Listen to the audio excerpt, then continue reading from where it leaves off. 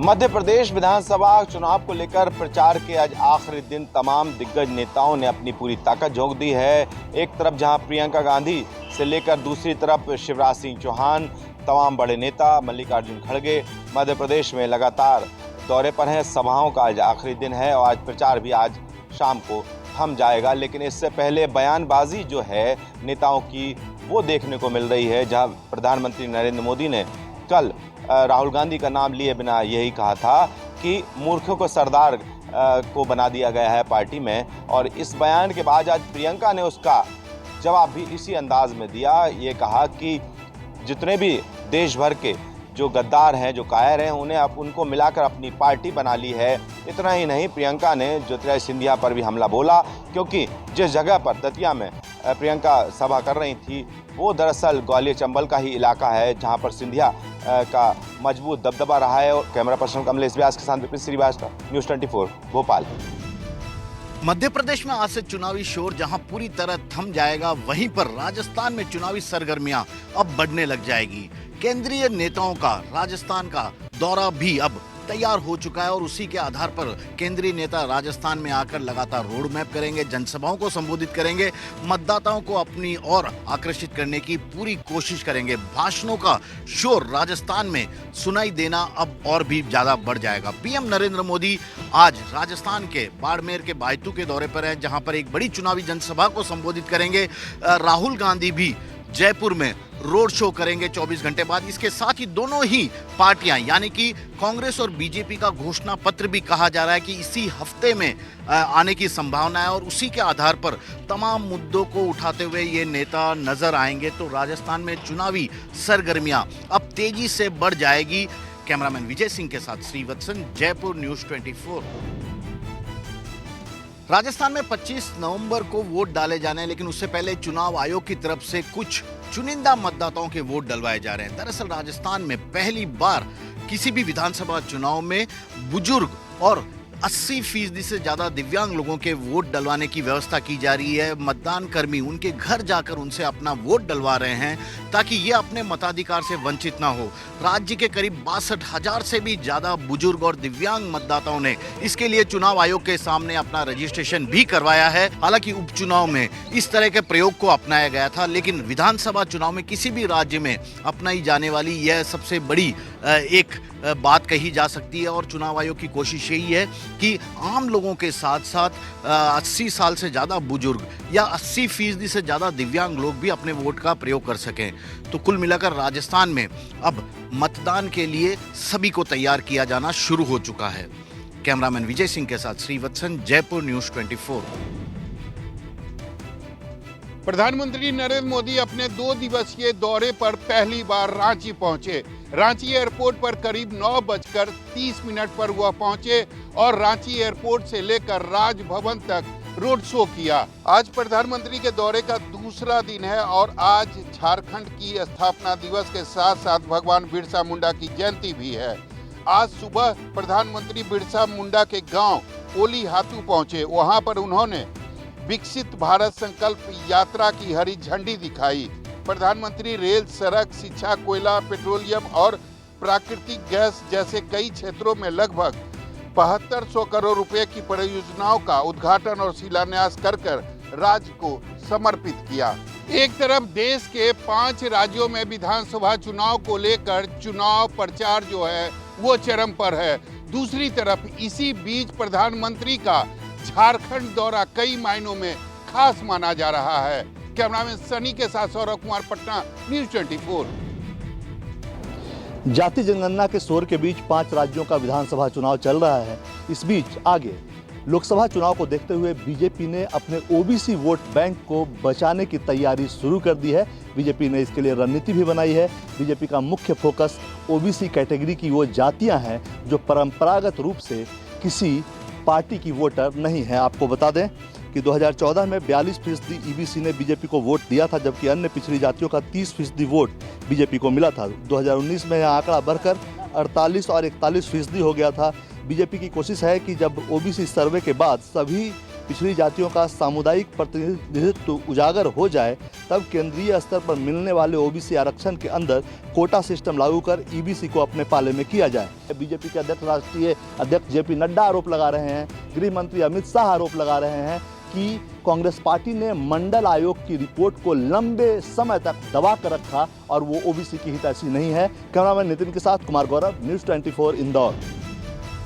कर्नाटक परीक्षा अथॉरिटी ने 18 और 19 नवंबर को होने वाली भर्ती परीक्षाओं में हिजाब पहनने पर बैन लगा दिया है। कर्नाटक सरकार के इस फैसले का विरोध जम्मू कश्मीर के पूर्व मुख्यमंत्री उमर अब्दुल्ला और असदुद्दीन ओवैसी ने किया है। दोनों नेताओं ने कहा है कि बीजेपी सरकार की तर्ज पर कांग्रेस भी चल पड़ी है और इस फैसले को तुरंत वापस लेना चाहिए। कर्नाटक परीक्षा अथॉरिटी ने ऐलान किया है कि नवंबर में होने वाली अलग अलग बोर्डों और निगमों की परीक्षाओं के दौरान किसी भी परिधान से सिर नहीं ढक सकते। सीधे शब्दों में कहा जाए तो हिजाब पहनकर एग्जाम नहीं दे सकते। इसके बाद देश में हिजाब को लेकर विवाद पैदा हो गया है। इस मामले पर बयानबाजी तेज हो गई है। इस बीच एआईएमआईएम चीफ और लोकसभा सांसद असदुद्दीन ओवैसी ने कांग्रेस पर हमला बोला है। इस मामले पर सांसद ओवैसी ने अपने आधिकारिक सोशल मीडिया साइट पर लिखा है कि कर्नाटक की कांग्रेस सरकार ने परीक्षाओं में हिजाब पर प्रतिबंध लगा दिया है। इसने पिछली बीजेपी सरकार के हिजाब प्रतिबंध को भी रद्द नहीं किया। रमन कुमार, दिल्ली, न्यूज़ 24। बारामती के गोविंद बाग बंगले में पवार परिवार ने एक साथ आकर दिवाली मनाई। कल के दिन लग रहा था कि अजित पवार जो महाराष्ट्र के उप मुख्यमंत्री है, उन्होंने एनसीपी के दो फाड़ करने के बाद शायद वो दिवाली में नहीं पहुंचेंगे, लेकिन सबसे पहले उनके बेटे पार्थ पवार वहां पर पहुंचे और शरद पवार का आशीर्वाद लिया। इसके बाद शाम को शरद पवार अपनी पत्नी के साथ वहां पर पहुंचे और दिवाली समारोह कार्यक्रम में उन्होंने हिस्सा लिया। आज भाई दूज है और भाई दूज के मौके पर भी अजित पवार फिलहाल बारामती में ही है और अजित पवार का तिलक आज उनकी बहन सुप्रिया सुले करने वाली है। एनसीपी के दो गुट होने के बाद तमाम पार्टी कार्यकर्ताओं की नजरें गड़ी हुई थी कि क्या अजित पवार शरद पवार से मिलने जाएंगे, लेकिन यहाँ पर अजित पवार से मिलने वहां पर पहुंचे और उनका आशीर्वाद भी वहां पर लिया। कैमरामैन दिलीप अवेरे के साथ विनोद जगदाले, न्यूज़ 24 मुंबई। बीते 5 महीने से मंत्री बनने की राह देख रहे सुहेल देव भारतीय समाज पार्टी के अध्यक्ष ओम प्रकाश राजभर अब प्रेशर पॉलिटिक्स पर उतर आए हैं। उनका कहना है कि इंडिया गठबंधन के कई नेता उनके संपर्क में हैं। उत्तर प्रदेश में बीजेपी की सहयोगी पार्टी सुहेल देव भारतीय समाज पार्टी के प्रमुख ओम प्रकाश राजभर ने बीजेपी पर दबाव बनाना शुरू कर दिया है। ऐसा माना जा रहा है कि कैबिनेट विस्तार जल्द कराने को लेकर उन्होंने अब ये नया तरीका अपनाया है। राजभर ने सामाजिक न्याय समिति की सिफारिशों और अन्य पिछड़ा वर्ग के लिए आरक्षण पर न्यायमूर्ति रोहिणी आयोग की रिपोर्ट को लागू करने पर एक राज्यव्यापी आंदोलन शुरू करने की बात भी कही है। दरअसल ओम प्रकाश राजभर जब भारतीय जनता पार्टी के साथ एनडीए गठबंधन में शामिल हुए, उसी वक्त से वो ये खुल के कह रहे हैं कि उन्हें मंत्री बनाया जाएगा। हालांकि इन खबरों के सामने आने के बाद ओम प्रकाश राजभर ने अपनी पार्टी के राष्ट्रीय महासचिव और अपने बेटे अरुण राजभर से एक बयान जारी करवा दिया, जिसमें ये बताया गया कि इंडिया गठबंधन के नेताओं से उनकी मुलाकात महज शिष्टाचार है, वो अभी भी एनडीए का ही हिस्सा है। कैमरा पर्सन सचिन कुमार सैनी के साथ मानस श्रीवास्तव, लखनऊ, न्यूज़ 24। मराठा समाज के आरक्षण और कुणबी सर्टिफिकेट की मांग को लेकर 2 बार आमरण अनशन कर चुके मनोज जरांगे पाटिल को अस्पताल से डिस्चार्ज मिलने के बाद वो अंतरवाली सराठी गए और उसके बाद वो आज सुबह 11 बजे से महाराष्ट्र के दौरे पर निकल चुके हैं। ये दौरे का तीसरा चरण है और इसमें कुल 9 दिन वो महाराष्ट्र के पश्चिम महाराष्ट्र, मराठवाड़ा और कोंकण के कुछ जिले का दौरा करने वाले हैं। आज उनकी पहली जनसभा उस्मानाबाद यानी धाराशिव में है, दूसरी जनसभा सोलापुर में होने वाली है। ऐसे 9 दिन तक लगातार वो अपनी रैलियां करके मराठा समाज को तीसरे अनशन के और आरक्षण के आंदोलन के लिए वो तैयार करने वाले हैं। अब मनोज जरांगे पाटिल अपनी पहली जनसभा में महाराष्ट्र सरकार के किस मंत्री पर निशाना साधते हैं, इस पर सभी की निगाहें लगी हुई है। कैमरामैन दिलीप अवेरे के साथ विनोद जगदाले, न्यूज़ 24 मुंबई। दिल्ली सरकार में चीफ सेक्रेटरी नरेश कुमार की मुश्किलें कम होने का नाम ले रही हैं। अब अरविंद केजरीवाल ने सीधे तौर पर उपराज्यपाल से सिफारिश करी है कि नरेश कुमार को सस्पेंड किया जाए उनको उनके पद से हटाया जाए। हालांकि ये पूरा मामला तब ज्यादा बढ़ता हुआ नजर आया जब बुधवार को विजिलेंस विभाग की रिपोर्ट को उपराज्यपाल के पास भेज दिया गया। अरविंद केजरीवाल के द्वारा चीफ सेक्रेटरी को तुरंत पद से हटाने और सस्पेंड करने की सिफारिश की गई। केजरीवाल ने विजिलेंस विभाग की मंत्री आतिशी को ये रिपोर्ट सीबीआई और ईडी को भी भेजने के लिए आदेश दिए हैं। फिलहाल सब अब एलजी के पाले में गेंद है, वही फैसला लेंगे। आपको बता दें कि मुख्यमंत्री अरविंद केजरीवाल के पास द्वारका एक्सप्रेसवे प्रोजेक्ट में भूमि अधिग्रहण को लेकर अनियमितताएं बरतने जाने की शिकायत थी। इस मामले में केजरीवाल ने सतर्कता मंत्री आतिशी सिंह को जांच करने के आदेश दिए थे। अब इस पूरे मामले पर सियासत भी शुरू हो गई है। जहां पहले से एक तरफ ब्यूरोक्रेट्स और दिल्ली सरकार आमने सामने थे, अब इस पूरे मामले पर दोबारा से जुबानी जंग शुरू होती नजर आ रही है। कैमरा पर्सन अजय कुमार के साथ वरुण सिन्हा, न्यूज़ 24 दिल्ली। छठ पूजा के मद्देनजर इस बार रेल मंत्रालय ने कई कदम उठाए हैं, जिसमें हर साल जिस तरीके से रेलवे गाड़ियों की संख्या बढ़ाती है, इस बार भी गाड़ियों की संख्या बढ़ाई गई है। लेकिन साथ ही साथ इस वक्त आनंद विहार टर्मिनल पर आपको मैं तस्वीर दिखाऊंगी कि किस तरीके से यहाँ पर काफ़ी ज़्यादा भीड़ होती है और किस तरीके से लोग जो है वो बिहार और उत्तर प्रदेश जाने के लिए यहाँ पर आते हैं। तो सबसे बड़ी बात एक तस्वीर यहाँ दिखाई दे रही है कि इस बार रेलवे की तरफ से कई बड़े कदम उठाए गए, जिसमें यहाँ पर आप देख सकते हैं कि अलग अलग बूथ बनाया गया है, जिसमें रिजर्व टिकट यानी आरक्षित टिकट काउंटर के साथ साथ इंक्वायरी काउंटर भी जो है वो यहाँ पर बाहर बनाया गया है। और कई जगहों पर इस तरीके के टेंट भी लगाए गए हैं ताकि ये जो भीड़ है उसको नियंत्रित करने के लिए या फिर जो लोग काफ़ी देर तक वेट कर रहे होंगे उनको यहाँ पर बिठाने की व्यवस्था भी की गई है। साथ ही साथ IRCTC की तरफ से यहाँ फूड काउंटर भी लगाया गया है। कैमरा पर्सन साहिल के साथ पल्लवी झा, दिल्ली, न्यूज़ 24। विश्व कप का पहला सेमीफाइनल मुकाबला आज मुंबई के वानखेड़े स्टेडियम में खेला जा रहा है।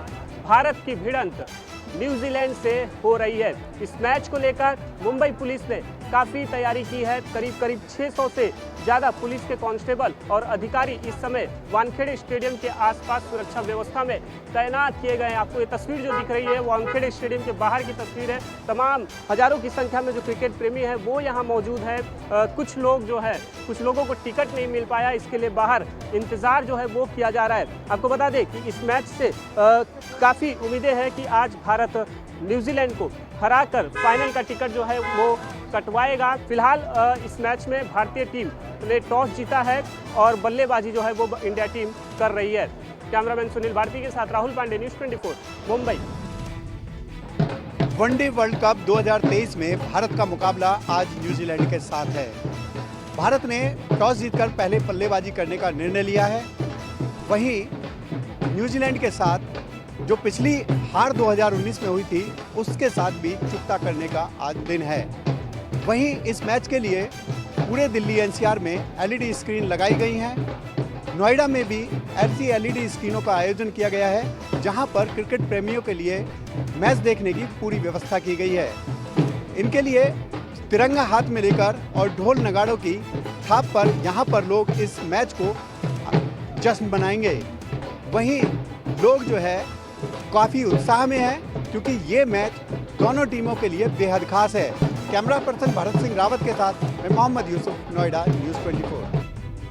आज पहला सेमीफाइनल मुंबई में भारत और न्यूजीलैंड के बीच में हो रहा है, जहां पे टिकटों को लेकर मारामारी चल रही है, टिकट की कालाबाजारी हो रही है, टिकट ब्लैक हो रहा है। और वही दूसरी तरफ इस समय हम मौजूद है कोलकाता के ईडन गार्डन में, और ईडन गार्डन में सेकेंड सेमीफाइनल साउथ अफ्रीका और ऑस्ट्रेलिया के बीच होने वाला है। और वाकई देख सकते हैं कि स्टेडियम में जिस तरह से क्रेज था, यहाँ पे जब भारत और साउथ अफ्रीका का मैच था, टिकट नहीं मिल रहा था, लोगों के टिकट के लिए कितना जद्दोजहद करना पड़ रहा था। लेकिन अब 16 नवंबर को यहाँ पे जो दूसरा सेमीफाइनल होना है साउथ अफ्रीका और ऑस्ट्रेलिया, इसको लेकर टिकट किस तरह से अवेलेबल है यहाँ पे लगातार देख सकते हैं। जो काउंटर है पूरी की पूरी खाली पड़े हुई हैं और जो लोग चाह रहे हैं ऑनलाइन टिकटों को ले सकते हैं। तो कह सकते हैं कि ईडन गार्डन कोलकाता के एक ऐसा स्टेडियम है, लोगों की प्रेम यहाँ पे खेल के प्रति दीवानगी देखी जाती है। वाकई इस बार सेकेंड सेमीफाइनल 16 नवंबर को यहाँ पे ईडन गार्डन में होना है साउथ अफ्रीका और ऑस्ट्रेलिया के बीच, लेकिन टिकट लोगों को आसानी से मिल रहा है। कैमरामैन विनोद के साथ मनोज पांडे, न्यूज़ 24, कोलकाता। देश की राजधानी दिल्ली NCR में प्रदूषण कम होने का नाम नहीं ले रही है। ऐसे में AQI लेवल खतरे के निशान से ज़्यादा ऊपर पहुंच चुका है। दिल्ली सरकार हो और इसके साथ साथ दिल्ली वासी हों या एनसीआर वासी हों, सभी की मुश्किलें लगातार बढ़ती जा रही हैं। क्योंकि अगर आज के IQ लेवल की बात की जाए तो AQI लेवल 350 के पार दिल्ली के कई हिस्सों में पहुंच चुका है। तो वहीं नोएडा, ग्रेटर नोएडा, गाजियाबाद की बात की जाए तो 380 के पार पहुंच चुका है। यही वजह है कि दिल्ली सरकार की भी चिंता बढ़ी हुई है और इसके साथ साथ जो दिल्ली NCR वासी हैं उनकी भी चिंता काफ़ी बढ़ी हुई है। जानकारों के मुताबिक उत्तरी पश्चिमी दिशाओं से चल रही ठंडी हवा के कारण प्रदूषण कण वातावरण में फैल नहीं पा रहा है, जिस कारण प्रदूषण का स्तर लगातार बढ़ रहा है। प्रदूषण का स्तर बढ़ने से दिल्ली वासियों की, NCR वासियों की, बुजुर्गों, महिलाओं, बच्चों की मुश्किलें लगातार बढ़ती जा रही हैं। कैमरामैन हरिविंदर के साथ दीपक दुबे, न्यूज़ 24 दिल्ली। उत्तरकाशी टनल हादसे को लगभग 72 घंटे से ज़्यादा हो गए हैं। हालांकि कहा जा रहा है कि बचाव कार्य लगातार जारी है। हालांकि तस्वीर ये कहती है कि एक लैंडस्लाइड हुआ, जिसके बाद जो कार्य है यानी बचाव कार्य है उसमें थोड़ी बाधा देखने को मिली। हालांकि लगातार परिजन इस बात को लेकर चिंतित हैं कि लगभग 3 दिन बीत चुके हैं और अभी तक जो राहत बचाव का कार्य है, जिस तरीके से कहा जा रहा था कि बुधवार तक उम्मीद की जा सकती है कि उस टनल के उस हिस्से तक पहुँच तमाम लोगों को बाहर निकाला जा सकता है, लेकिन ऐसा नहीं हुआ। बताया जा रहा है कि एक लैंडस्लाइड हुआ जिसके कारण जो कार्य थोड़ा बाधित हुआ। माना ये भी जा रहा है कि जो ITBP, BRO और SDRF, NDRF की टीमें लगातार जो काम कर रही है, उनका कोशिश यही है कि किसी तरीके से टनल के उस हिस्से तक पहुंचा जा सके। राहुल प्रकाश, न्यूज़ 24। नीति आयोग के तर्ज पर पंजाब डेवलपमेंट कमीशन का गठन किया गया है। इस गठन में फिलहाल किसी को चेयरमैन या दूसरे पदों पर नियुक्ति नहीं किया गया, लेकिन वाइस चेयरमैन पद की नियुक्ति कर दी गई है। यह आयोग सरकार को बताएगा कि कैसे फ्लैगशिप प्रोग्रामों को लोगों तक तेजी से लागू करवाया जा सकता है। रिसर्च करके संबंधित विभागों को बता सकता है कि इसमें किस तरह के संशोधन या सुधारों की गुंजाइश है। कंसल्टेंट ग्रुप के में उच्च पदों पर काम करने वाली सीमा बंसल को वाइस चेयरपर्सन के तौर पर लाया गया है। आम आदमी पार्टी ने चुनाव के दौरान यह कहा था कि हम अलग अलग क्षेत्र में एक्सपर्ट के तौर पर एक्सपर्ट्स की एक कमेटी बनाएंगे जो अलग अलग विभागों में बड़े रिफॉर्म्स लाने में मदद करेगी। ये कमीशन उस पर अब काम करेगा। इसके अलावा रेवेन्यू में भी किस तरह से वृद्धि की जानी चाहिए और टैक्स चोरी को कैसे रोका जाए, इस पर भी ये आयोग जो है वो सलाह देगा। चंडीगढ़ से कैमरा पर्सन इंद्रजीत के साथ अमित पांडे, न्यूज़ 24। आज शाम 4:30 बजे मुंबई एयरपोर्ट से लखनऊ के अमौसी एयरपोर्ट पहुंचेगा सुब्रत राय सहारा का पार्थिव शरीर। सहारा समूह के प्रमुख सुब्रत राय का मंगलवार को मुंबई के एक निजी अस्पताल में निधन हो गया। सुब्रत राय 75 साल के थे। राय काफी दिनों से गंभीर रूप की बीमारी से ग्रसित थे। पार्थिव शरीर आज उनका लखनऊ के अमौसी एयरपोर्ट चार्टर्ड प्लेन से करीब 4:30 बजे लाया जाएगा। इसके बाद पार्थिव शरीर को सहारा शहर ले जाया जाएगा, जहाँ उनके पार्थिव शरीर को अंतिम दर्शन के लिए रखा जाएगा। गुरुवार दोपहर करीब 12 बजे विपुल खंड से अंतिम यात्रा निकाली जाएगी। अंतिम यात्रा शहर के अम्बेडकर चौराहे, गांधी सेतु होते हुए 10 नंबर चौराहे से बैकुंठ धाम पहुंचेगी और वहीं उनका अंतिम संस्कार होगा। आपको बता दें, सहारा प्रमुख का जन्म 10 जून 1948 के बिहार के अररिया जिले में हुआ था। कोलकाता से शुरुआती पढ़ाई पूरी की थी। उसके बाद गोरखपुर के एक निजी कॉलेज से मैकेनिकल इंजीनियरिंग की पढ़ाई की। सुब्रत राय सहारा पहला कारोबार गोरखपुर से शुरू किया था। वहीं सुब्रत राय के निधन की खबर फैलते ही सहारा इंडिया परिवार में शोक की लहर दौड़ गई है। कैमरा पर्सन सचिन सैनी के साथ मनोज पांडे, लखनऊ, न्यूज़ 24। जमुई में बालू माफिया द्वारा एक सब इंस्पेक्टर की हत्या कर दिए जाने के बाद पुलिस एक्शन में है। इस मामले में जमुई पुलिस ने SIT का गठन किया था और SIT की टीम ने घटना में इस्तेमाल ट्रैक्टर को जब्त कर लिया है। इसके अलावा अवैध माइनिंग से जुड़े 6 लोगों को गिरफ्तार किया गया है, जिसमें इस अवैध माइनिंग का मास्टरमाइंड भी शामिल है। हालांकि जो ट्रैक्टर चालक है उसकी गिरफ्तारी अभी तक नहीं हो पाई है, जिसके लिए छापेमारी की जा रही है। इसके अलावा इलाके में पूरे सघन अभियान चलाया जा रहा है इन बालू माफियाओं के खिलाफ। इस बीच जो मृतक दरोगा थे, उनके पार्थिव शरीर को उनके गांव लाया गया और जहां पे बड़े ही गमगीन माहौल में उनकी अंत्येष्टि की गई। जिले के SP खुद इस दौरान परिजनों से मिले और उसके बाद करीब 1 करोड़ रुपए की मुआवजा राशि जो बिहार सरकार ने तय की थी उसका चेक परिजनों को सौंपा गया है। इस मामले को लेकर पुलिस मुख्यालय भी गंभीर है और लगातार पूरे इलाके में बालू माफियाओं के खिलाफ सघन अभियान चलाने का आदेश दिया गया है, क्योंकि इससे पहले भी इन्हीं इलाके में करीब 6 ऐसी घटनाएं घट चुकी हैं जिसमें पुलिस पर हमला किया गया था। कैमरामैन सनी के साथ अमिताभ ओझा, पटना, न्यूज़ 24।